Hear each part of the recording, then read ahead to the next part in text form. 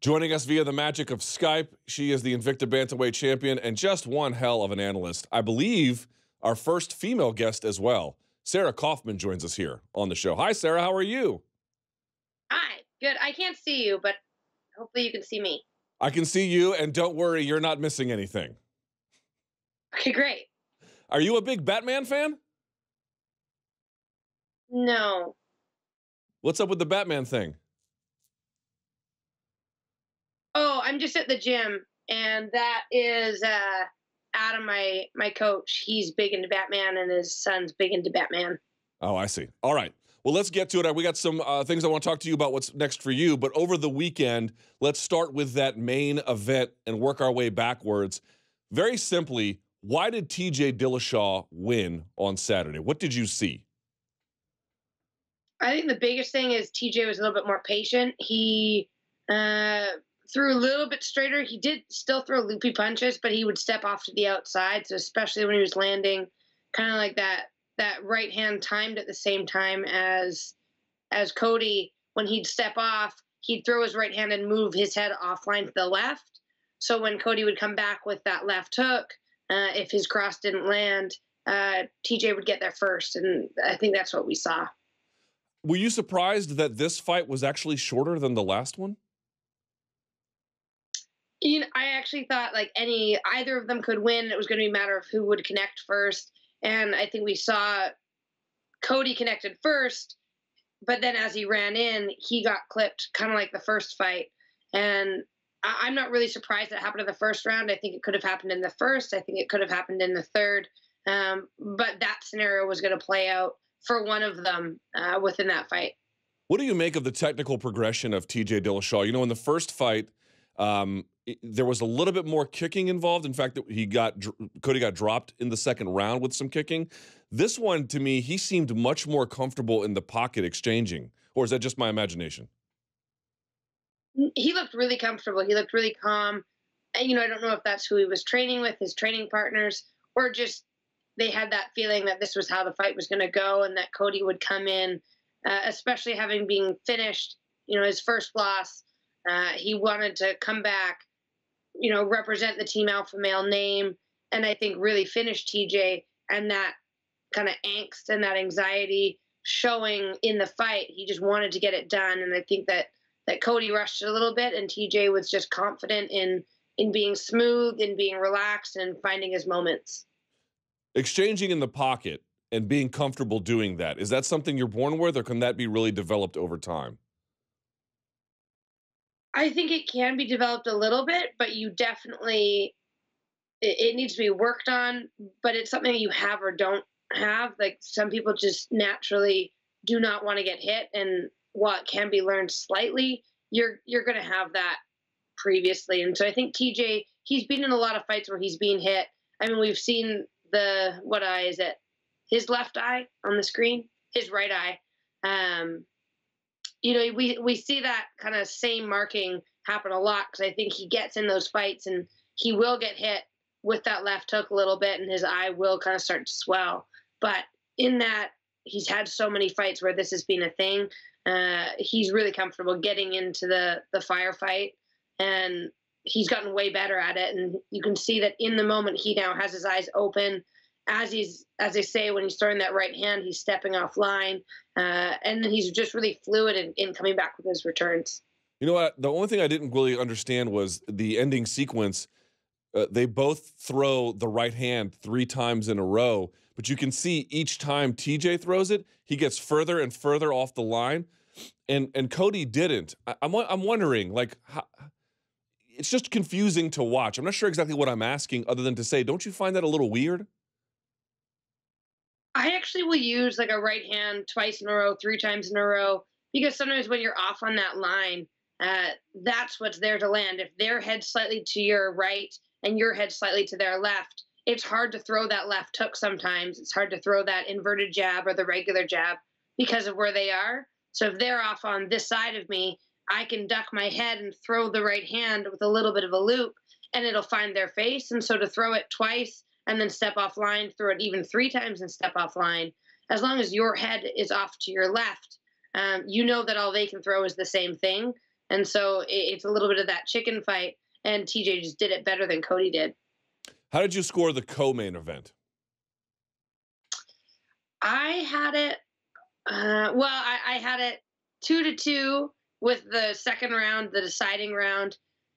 You know, I didn't know how they were scoring it. I thought the judges would likely give it to Henry, give it to Cejudo, just not based on the takedown, but I think the striking was somewhat close. I had DJ winning, you know, more of the striking in that second round. Those leg kicks were doing a lot of damage.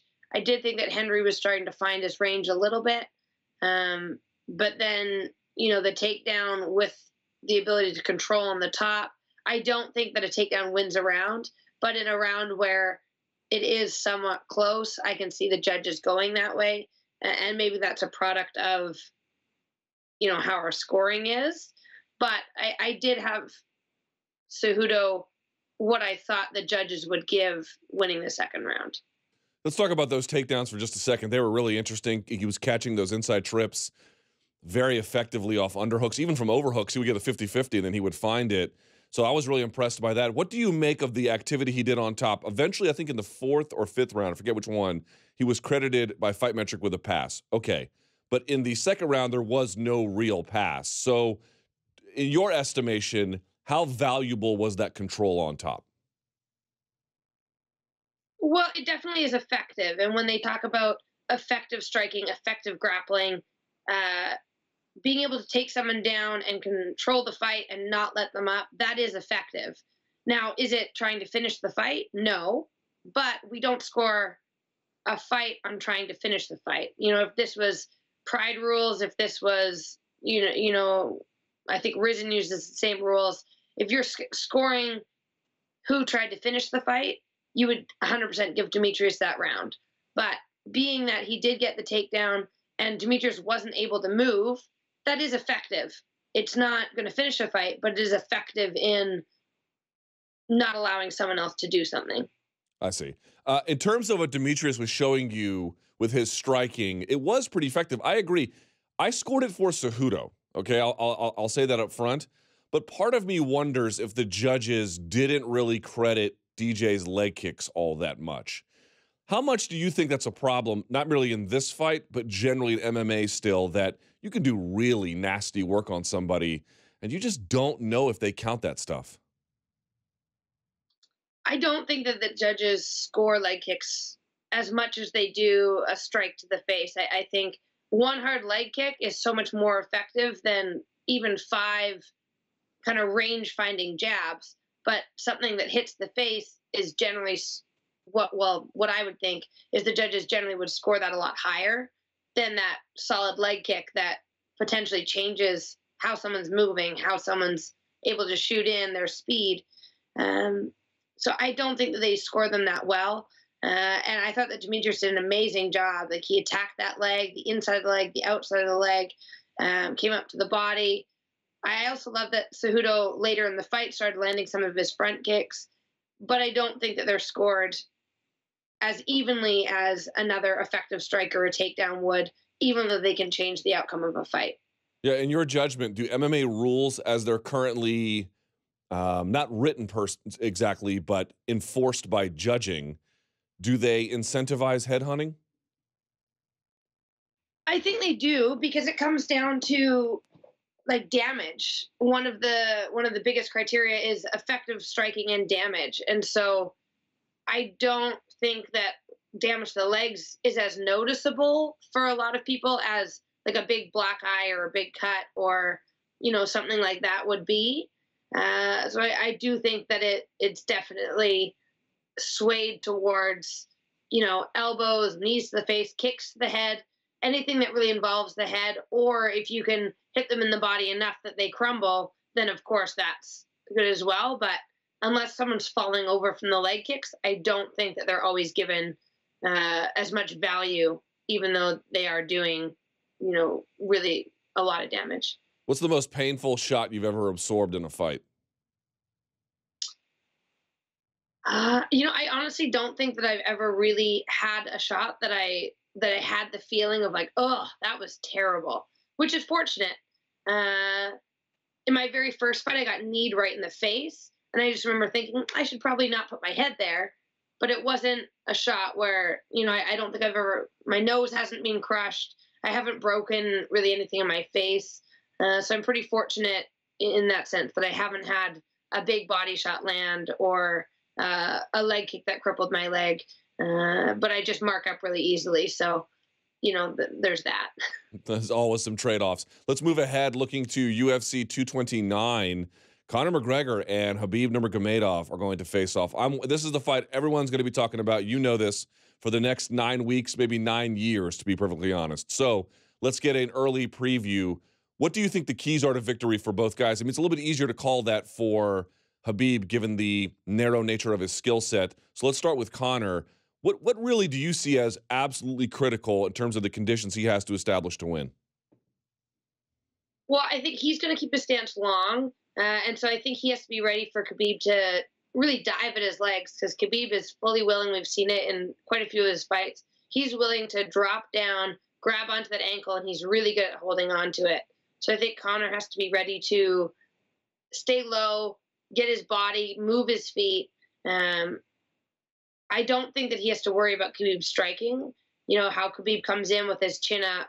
But Conor's going to have to use his range, avoid his kicks, but he has that really hard cross. He has those heavy hands. So I think if he keeps that range and keeps peppering Khabib, I think that's kind of where he needs to stay off the cage, keep his legs away from Khabib. And really, of course, I mean, this is a stupid, obvious thing to say, but he really can't get stuck underneath Khabib because I don't think that he'll ever get up from that. Yeah, I don't think anyone in that lightweight division really can. Maybe we'll see about Tony Ferguson if they ever meet, but for the time being, it doesn't seem like it. Somebody asked me, oh, is it really important that Conor work on creating separation along the fence if he gets pushed there? And I suppose the answer is yes, but in some ways, I wonder if the answer is no, because it seems to me, yes, you want to work on every scenario, but if Khabib has got you in a 50-50 over-under and your back is against the fence, it's a wrap for you, right? Yeah, I don't think that as soon as they're on the cage, I mean, Connor's probably best bet is to try and land some body shots to try and to get something going there, maybe clear out, get some elbows, hope for a cut. But I don't see that he'll be able to clear that space without getting taken down. And I do think that once it's on the ground, it's going to be a big problem for Conor, and that given the ground and pound ability of Khabib, his controlling style, once he's down, I think within 3 rounds, if he's down 3 rounds in a row, I think the fight would be over. Who are you favoring early? And I give you permission to change your opinion later. Yeah, I think that Khabib definitely has the edge, just because, I mean, we saw it with Edson Barboza. He's not afraid to just walk straight in and almost run him down to try and get that takedown.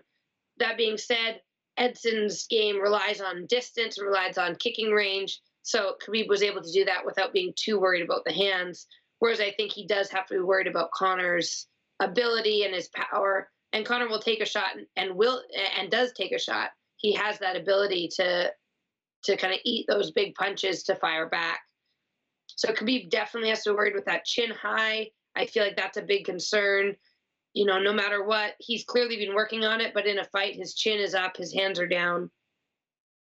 I do think that Conor could get a knockout within, 1.5 rounds, but I think likely Khabib's going to be taking this fight within 3 or 4. Before I let you go, let's talk about what's next for you. You last competed, of course, in May. You won the Invicta Bantamweight Championship, so first of all, congratulations on that. Do you know what your next step is? I saw you wanted to fill in for Betch Kohea. It didn't go. Did the UFC even respond to that? And if not, what's the next move for you? Yeah, I mean, I tried to step in and fight for Aldana. My management team said that they weren't looking for a replacement for that fight. I had them contact them right away. Clearly, I wanted to be fighting. And then I almost was able to fight on the September card for Invicta, as someone pulled out, but the other girl didn't accept the fight. So we're still in the situation of me trying to get any and every fight and all the girls at 135 saying no. I don't know what else I can do at this point. I will, I'll take a short notice fight. I'll book a fight, but the 135ers they're just not saying yes. So I don't think Invicta has anything at 135 for me. So I don't know. Most of the last two girls, Tanya and Yana, have both come in to fight Cyborg at 145. So I mean, if that's my only option, I'll take that fight.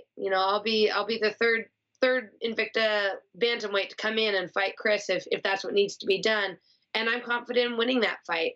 I like Chris. I think she's looked great in her last fights. But I've always been confident that in that fight, that's a fight that I can win, especially with the right game plan. If that doesn't work out, I mean, maybe I take the Invicta 145 vacant title, I fight for that, and then become the first person in Invicta to have two different titles. I don't know where I can go, but I'm willing to kind of go anywhere and everywhere to try and get myself fight and prove that I am the best in the world. And I think everyone knows that. The fans know, the media knows, UFC, Invicta, they know that I am in that top five at least at bantamweight. But these girls just don't want to fight me. Well, if you stay ready, I am confident that someone of your ability and stature in the sport will get an opportunity. You're on a great win streak, and I hope it continues. Sarah, thank you so much for your fantastic analysis, and keep us posted on everything that happens with you. I hope something materializes soon. Thank you. Yeah, thanks so much. Great talking to you.